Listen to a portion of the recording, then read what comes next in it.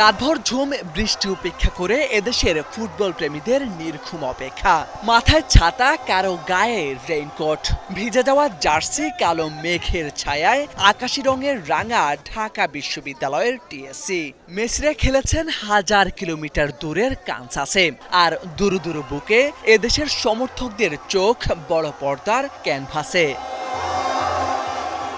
নির্ধারিত ৯০ মিনিট শেষে ম্যাচ সমতা, বাড়তে থাকে আকাশি সাদার উৎকণ্ঠা, কপালে চিন্তার ভাঁজ, চারপাশে নীরবতা। হুলিয়ান আলভারেজ সুইচ প্রাচীর ভাঙলেন, লাউতারো মার্তিনেজ উৎসবের আমেজ রাঙালেন। দৃশ্যপট বদলে গেল নিশ্চিত জয়ে, কাদামাটির লুটোপুটি আনন্দ আর উল্লাসে। টিএসসির খেলায় এত এক্সাইটমেন্ট, এবং এই এক্সাইটমেন্টে ছাতা বন্ধ করে ভিজে ভিজে খেলা দেখছি। বৃষ্টিটা মনে হয়েছে যে আমাদের উপরে ব্লেসিংস, এবং এই ব্লেসিংসে আমরা জিতে গেছি, এবং আমরা ম্যাচ শুধু জিতি নাই, আমরা অসাধারণভাবে জিতছি। এখন একটা সময় মনে হচ্ছিল এই মেসির মনে হয় সময় শেষ, মেসি মনে হয় এই বিদায় নিতে হচ্ছে, তবে আলভারেজ মার্টিনেজ তা করতে দেননি।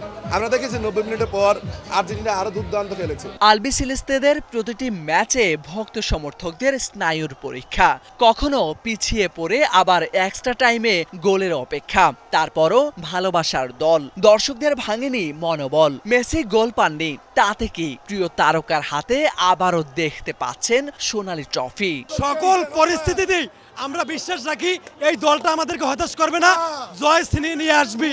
ঝড় বৃষ্টি আসলে কোনো বিষয় না, যদি আরো বেশি কিছু হতো তাও খেলা দেখতে আসতাম। রেফারির শেষ বাঁশিতে বৃষ্টি ভেজা টিএসসি পরিণত হলো উৎসবের মঞ্চ। ভিজে শরীর নিয়েই সমর্থকরা মাতলেন নাচ, গান আর স্লোগানে। বৃষ্টি থামাতে পারেনি আর্জেন্টিনার জয়। টিএসসিতে ভিজতে ভিজতেই আর্জেন্টিনার জয় দেখেছেন ভক্ত সমর্থকরা। তারা বলছেন আবহাওয়া নয়, জয়টাই সবচেয়ে বড় বিষয়। মোর্শেদ আলম, বাংলাভিশন, ঢাকা।